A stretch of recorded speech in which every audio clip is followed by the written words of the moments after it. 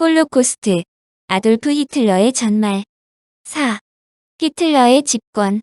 히틀러로서는 반데르 루베가 사형 선고를 받고 곧바로 처형되었다는 증거만 있으면 문제가 될 것이 없었다. 대부분의 역사학자들은 오래전부터 국회의사당 방화는 나치가 방화에 가담했다는 데 비중을 둔다. 그러나 근래의 자료에 의하면 반데르 루베의 단독 범행이라는 사실은 의심의 여지가 없는 것으로 보인다. 우선 루베는 나치를 괴롭히기 위해 베를린에서 몇 차례 소규모 방화를 저지른 경력이 있었다. 특히 검찰에서 루베의 동조자로 체포되었던 불가리아 공산당원과 독일의 공산당 지도자가 그와 함께 재판을 받았으나 무죄로 석방되었다. 만약 나치가 방화를 계획했다면 혐의자 전원의 유죄 판결을 내리지 않았을 리가 없다는 설명이다. 방화범인 루베가 1934년 1월에 처형되자 히틀러가 사실상 독일 정부를 접수한 것이나 마찬가지였다. 히틀러는 자신에게 대항할 세력이 사라졌다고 생각하자 이제는 단체가 아닌 반대파들을 제거해야 한다고 역설했다. 신속함을 강조하는 히틀러는 1934년 6월 SA의 총사령관 에른스트 뛸이 자기를 암살할 계획을 수립하고 있다는 것을 알았다. 그는 뛸을 비롯하여 수백 명의 돌격대원을 살해하고 독일 군대와 SA 내에서 숙청을 감행했다. 얼마나 많은 사람들이 이 사건으로 죽었는지는 알려지지 않았지만 학자들은 적어도 500여 명이 재판도 없이 사라졌다고 추정한다. 그들을 재판도 없이 처형한 이유를 묻자 히틀러는 이렇게 대답했다. 나는 독일 국민의 운명을 책임지고 있다. 내가 바로 최고의 정의이다. 그리고 장래에 국가의 해가 되는 일을 시도한다면 그의 운명은 죽음뿐이라는 사실만 알고 있으면 된다. 8월 2일 힌덴부르크 대통령이 사망하자 히틀러는 더욱 기민하게 움직였다.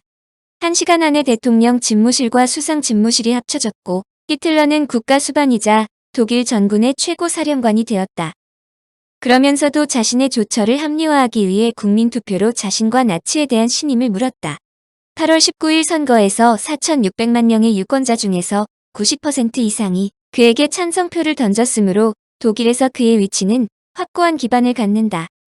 1935년 히틀러는 독일과 연합군 사이에 맺어졌던 베르사유 조약의 군사 제한 조항을 폐기하고 징병제를 부활시켰으며 6월에는 영국 독일 해군 협정을 체결하여 독일 해군을 증강시켰다. 9월에는 뉘른베르크법을 공포했다. 이 법의 주요 골자는 두 대 위로 2명 이상의 유대인의 피를 이어받은 사람은 독일 시민으로 인정하지 않는다는 내용이다. 유대인과 비유대인과의 결혼도 금지했다. 유럽의 각국은 비로소 히틀러의 독일을 불편한 이웃으로 인식하기 시작했다. 1936년 3월 히틀러는 최초의 큰 도박을 시도했다. 로카르노 조약을 파기하고 라인란트 지역을 침입한 것이다. 당시 독일군의 전력은 2만 명에 불과했기 때문에 프랑스가 역습해오면 패배는 명약관화했다. 그러나 프랑스는 아무런 대응도 하지 않았다. 히틀러는 독일인들이 똘똘 뭉치면 주변국을 제압할 수 있다고 자신했다. 당시 독일에서는 히틀러에 반대하는 사람들이 거의 없었다고도 과언이 아닌데 그의 탁월한 연설 능력을 그 이유로 든다. 그러나 학자들은 히틀러가 정권을 장악한 후 다른 독재자들과는 달리 국민들의 적극적인 지지를 받을 수 있었던 요인은 특별히 의심이 가지 않는 한 국가를 운영하는데 필요한 정책 결정들을 그의 부하들에게 모두 일임했기 때문으로 추정한다. 당연히 그의 밑으로 각 분야의 전문가들이 몰려들었다. 물론 특정 인물의 지나친 권력 독점을 방지하기 위해 2명 이상의 인물에게 같은 일을 배당하여 충성 경쟁을 유발시켰다. 히틀러는 술도 담배도 하지 않는 금욕적인 생활을 했고 채식주의자였으며 개인 생활은 검소했다. 오랫동안 결혼하지 않았지만 남성으로서는 정상적인 체질의 소유자였다. 히틀러의 일상생활은 색다른 데가 있었다. 그는 매일 한낮이 될 때까지 침대에 누운 채 조간신문을 본 후 직무를 시작했으며 이튿날 동틀 무렵에 잠자리에 들었다. 사치나 여성 편력 또는 미식가로서의 기질은 전혀 없었다. 그는 오스트리아와의 국경 부근에 있던 선장에 가서 자신의 사진사, 의사, 운전수, 비서에 둘러싸여 마음 편히 담소하는 것을 즐거움으로 여겼다. 이때의 화제는 개 사육법, 최신 유행 예술계의 이야기, 개인 생활의 사소한 사건 등 다양했는데 오페라의 노래를 듣고 여가수의 이름을 알아 맞추기 게임을 즐기는 등 독일인들에게 어필하는 생활을 견지했다. 그러나 히틀러는 제1차 세계대전 후 독일이 영국과 프랑스 등 제국주의에 희생된 것을 만회하기 위해서는 독일인들이 세계를 지배해야 하며 순수한 독일인들로 구성된 독일로 새롭게 태어나야 한다고 믿었다. 히틀러는 우선 병자와 약자는 사회의 나머지 구성원들에게 불필요한 부담이라고 믿었다.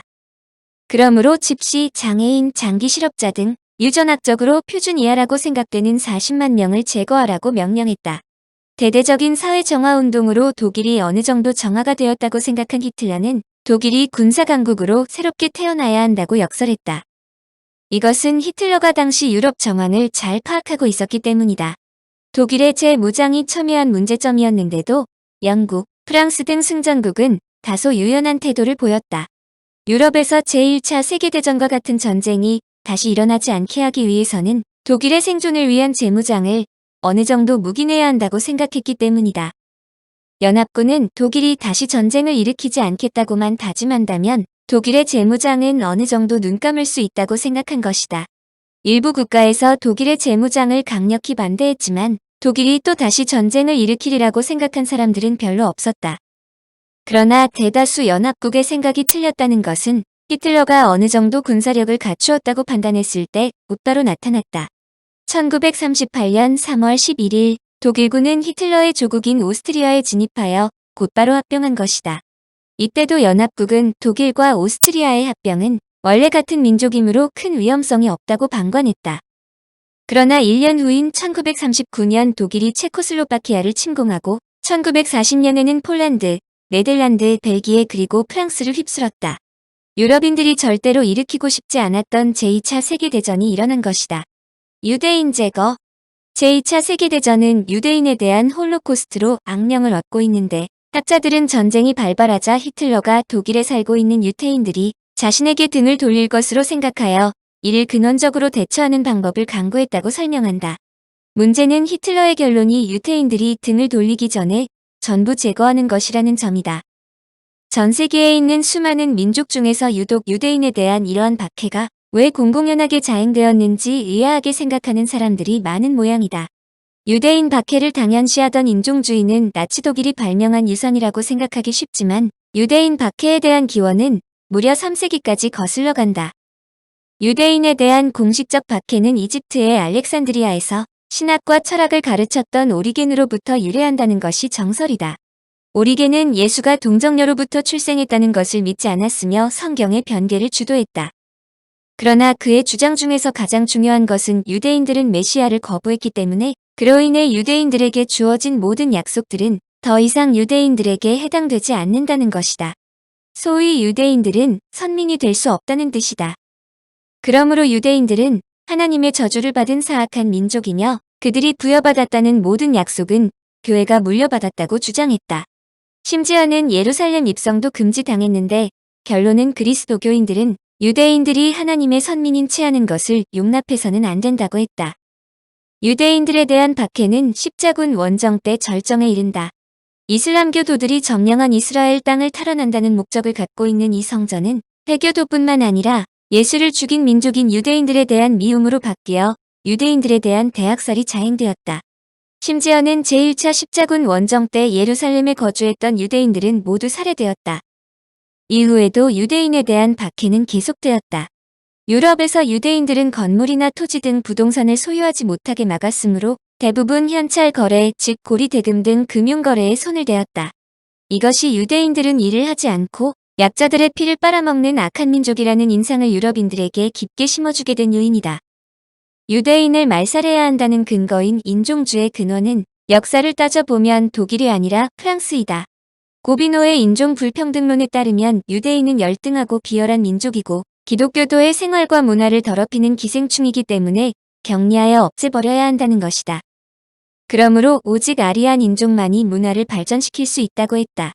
이 순수 인종이 그 후 젖을 인종들과 교잡을 통해 그 순수성을 잃었으므로 혈통을 정화하지 않는 한 인류는 영영 타락에서 벗어날 수 없다고 단언했다.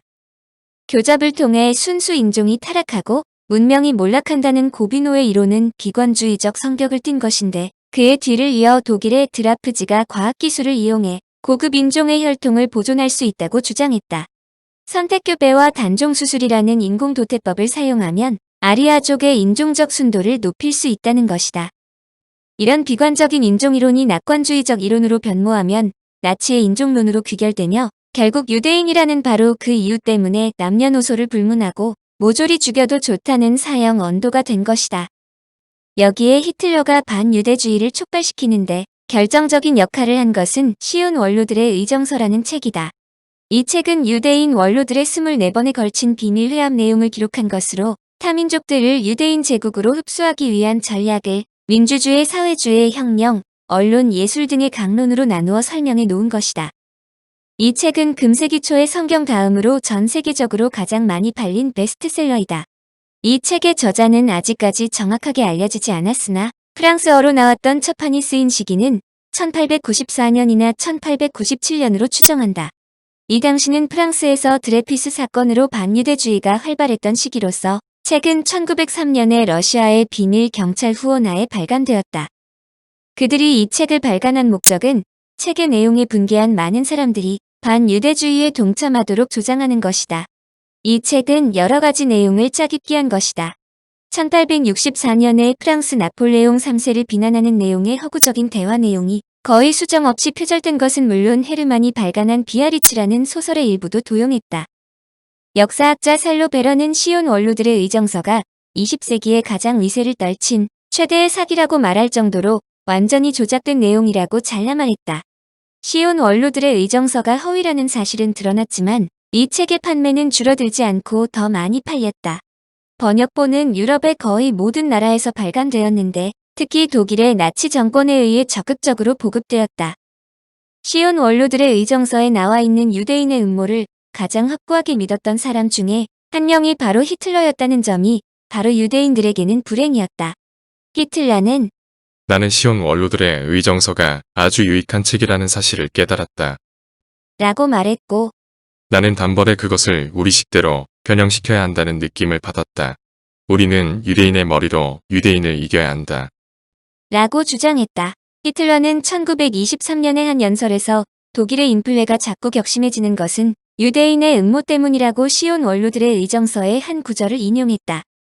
쉬운 원로들의 의정서가 허구라고 밝혀졌음에도 히틀러는 오히려 더욱 더 깊은 믿음을 가졌다. 유대인들이 이 책을 허구의 바탕을 둔 것이라고 주장하는 자체가 진짜임을 보여주는 최고의 증거라고 말했다. 특히 정치적 음모나 음모 방법, 혁명을 통한 전복이나 유언비어의 날조, 속임수, 조직화 방법 등을 쉬운 원로들의 의정서에서 도움을 받았다고 인정했다.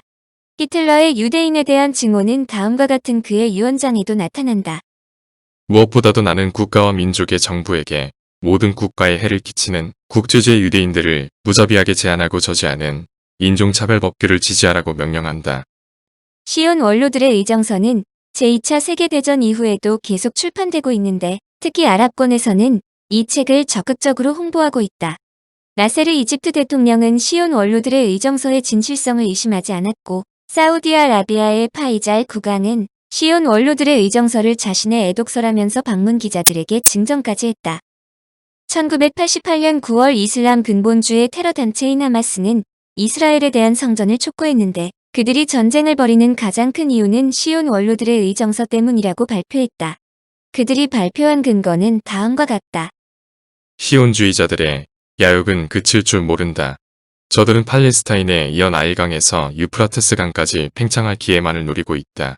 시온 원로들의 의정서가 바로 그 증거이다. 유대인들이 즉각 항의하고 반박할수록 쉬운 원로들의 의정서는 더욱 더 잘 팔리고 있다는 아이러니가 있다. 거짓말이 거짓말을 생산한다는 것은 잘 알려져 있는 이야기이다. 특히 어떤 거짓말은 영원히 사라지지 않는다는 것을 생각하면 인간의 영악함은 존경스럽기만 하다는데 이의를 제기하지 않을 것이다. 청취자에게 원하는 것은 1. 구독 2. 좋아요